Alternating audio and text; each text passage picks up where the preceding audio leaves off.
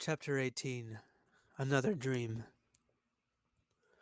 1 year after Saul was defeated, Simon and the others had long since returned to the places from which they came to stop the incident, though they each now seemed to lead better lives than they did prior to that incident. Anthony had returned to Long Island, New York, where he lived with his and Simon's mother. However, whereas before the Saul incident he had been nervous about talking to others in general, the resolution of the Saul incident encouraged him to become a motivational speaker where he would tell others about the great things that come from having faith in God. Venues across the island sold out events where he was booked to speak. Jenna returned to northern Florida, where she continued to take care of her parents, until one day she met a man that loved, respected, and cared for her in a way that made her fall in love with him, and her parents loved him as much as she did. She met him while working for a geology department at a university in Tallahassee. He worked for the law department of the same university. She was finally working in the field she loved, and she was able to be near her parents while dating someone who made the things that she valued a priority. Dan returned to San Diego, California, where he was stationed in the U.S. Navy. He started a movement to boost Navy morale, which had been at an all time low for the past few years. He and others investigated how command morale could be improved, while also looking into command specific morale issues might be addressed for numerous ships and other commands across the Navy. This movement helped boost morale at nearly all commands across the Navy. Dan became a well known, well loved public figure in the eyes of the Navy. Also, the other branches of the U.S. military began to investigate how morale might be improved for their branches in the same manner as Dan had for the Navy. Harold also returned to Japan, where he was stationed in the Navy, though he submitted an officer program application and was one of those who were selected to participate in that program. He went to school to become a Navy chaplain so that people could come and talk to him, seeking advice and encouragement. He wanted people to know that there was someone on his ship that they could talk to when dealing with difficult circumstances. Jade returned to her home in Arizona, where she had finally been able to get her soap business to a point where she was making enough money to support herself without the need to have a roommate. She had been doing so well that she hardly had time to play her favorite mass multiplayer online game, but when she did, she felt inspired to follow her friend Simon's example and help others with some of the more difficult enemies in the game. Her actions in this regard helped many online players realize that there were still friendly players online. Even her and Simon's mutual friend Isaac would go out of his way to help other players sometimes. Dave returned to his wife and stepdaughter in Utah, where he finished his degree program in electrical engineering. And a few months after he had returned, his wife announced that she was pregnant. They had finally had their own child together. Dave eventually found a job in the field of electrical engineering, which he used as a means to serve others for the glory of God. He was selfless in this regard, staying late whenever he never needed to ensure whatever task he had been assigned would be done completely and correctly. Simon was the only one who did not stay in his normal job. After all, he had Saul's entrusted wishes to fulfill. He took time away from his job at the college to focus on preaching and researching the science of multiversal travel. He and several others had been working all year to build a device capable of opening a portal to another universe. Today was the day they would perform the final test of the device.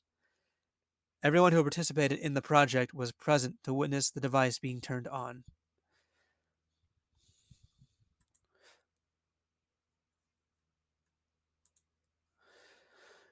The device consisted of a large console on the left side of the room and a ring shaped structure with a short set of stairs before it.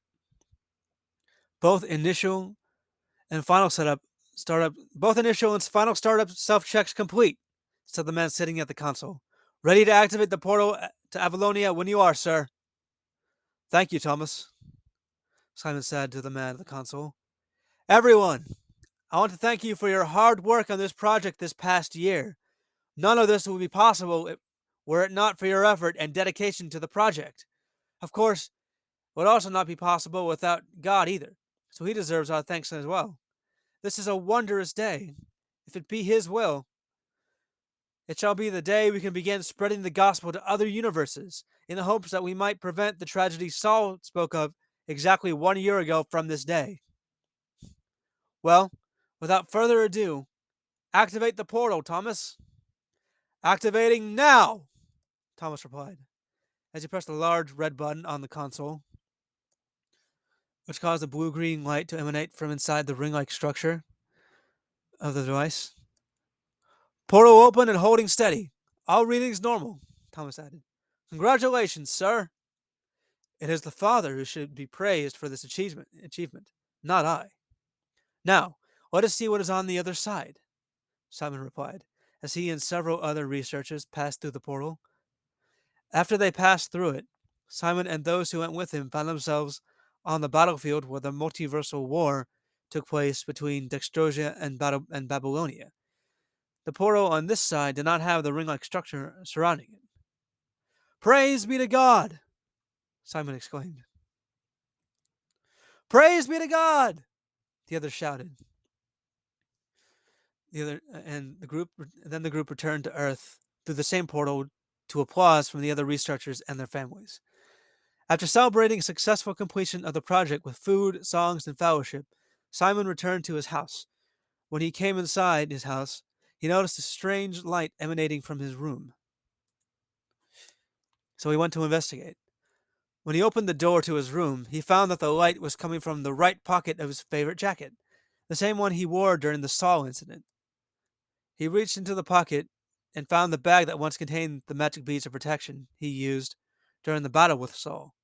But at this point, the bag had been empty, since he used the last bead to defeat SAUL. For some reason, though, the bag that once contained them yet remained. He took the bag out of the jacket pocket and immediately lost consciousness in a flash of purple light. When Simon finally came to, he realized he was no longer in his home. He looked around and he saw that he was once again on an island, the same island he had found himself on when Josh Quiblius rescued him during the battle against Saul. Like last time, Josh was standing before him, wearing the same clothes he was wearing before. This time, however, he was leaning on a great light blue, majestic-looking two-handed sword. The blade was about 8 inches wide and about 3 feet in length. The handle was at least a foot long. Simon knew that only someone as strong as Josh could wield such a sword. This was his legendary Sword of Justice, attack power 4, durability 4. One of the few soul swords to start with an attack power over 3. Josh? Said Simon. Did you summon me? Yes, I did, Josh replied. If you are going to preach the gospel across the multiverse, then you'll need to hold a strong conviction to the cause and a great determination to fulfill it. You will prove it to me in this battle. Battle? Simon repeated. Yes, replied Josh. You should also know that I will not hold back when fighting you here, and that all abilities available to you are at your disposal, including the bag that brought you here. The bag that brought me here, Simon repeated. Did you not know that the bag containing the beads was also a bead itself? Josh responded. Well, I'll leave it to you to figure out how to use it. Summon your soul sword, and let us begin.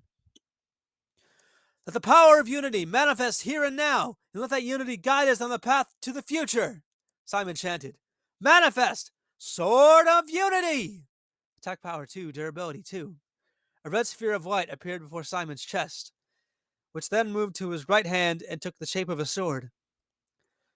That sword is nowhere near strong enough to defend against mine, said Josh as he charged towards Simon.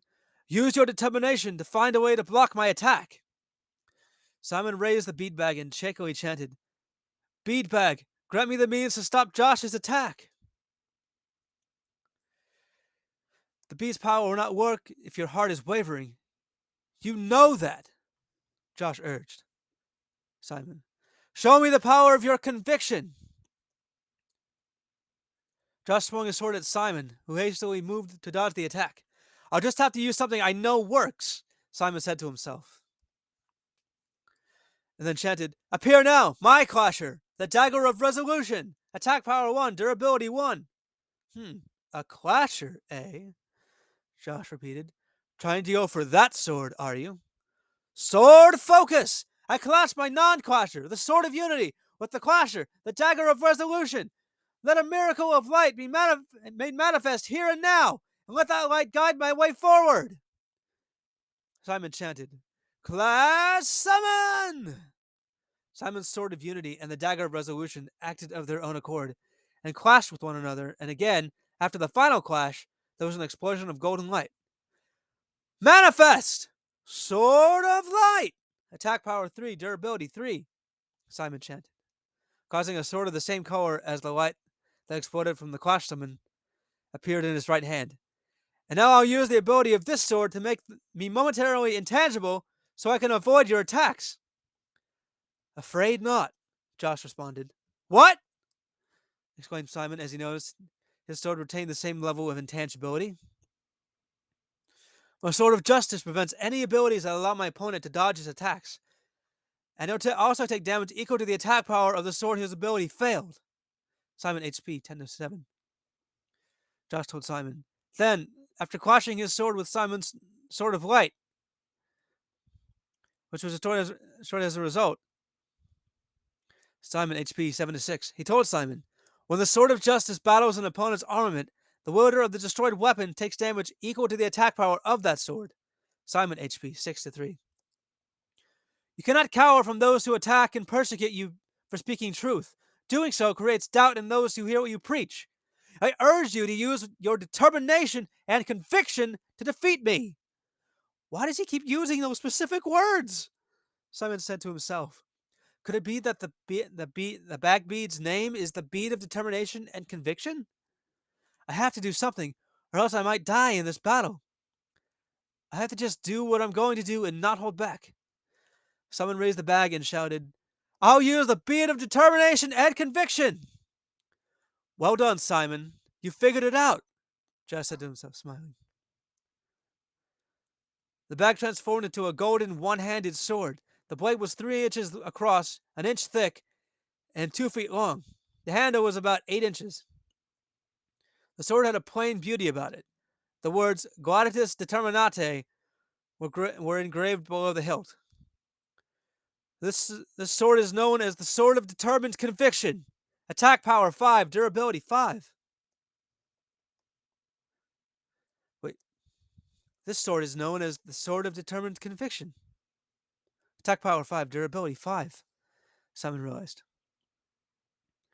Simon charged at Josh, determined to defeat him with the sword that came from the bag containing the beads, focused on showing Josh that he has what it takes to attack obstacles head on.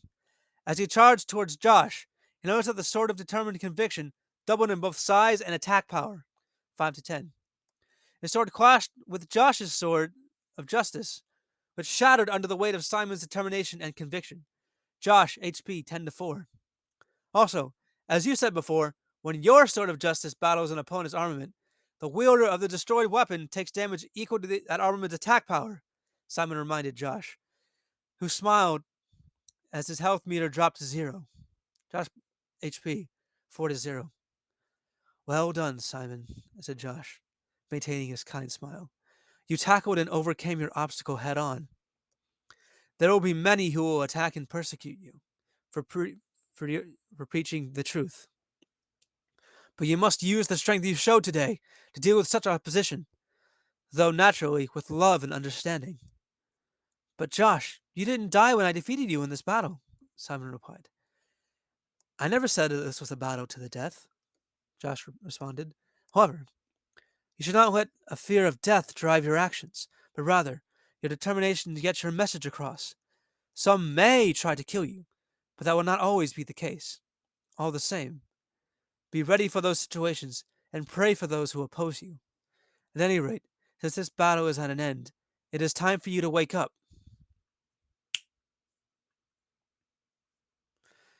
Josh snapped his fingers, and in a flash of light, like the one that brought Simon to this island, he immediately lost consciousness again. When he awoke, found he was laying in his bed Found he was laying in his bed in the same clothes he had been wearing when he got home before. Was that a dream? Simon thought to himself. But then he realized that the bag that once contained the magic beads of protection, though completely powerless now, was in his right hand, and said, maybe it was a dream, but that doesn't always mean it did not actually happen.